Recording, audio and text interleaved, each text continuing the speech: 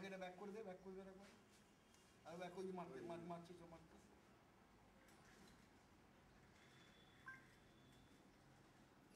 Back করে rod নিয়ে কি আমাদের ছেলে নাকি? না না ওদের ছেলে রড নিয়ে এসছে।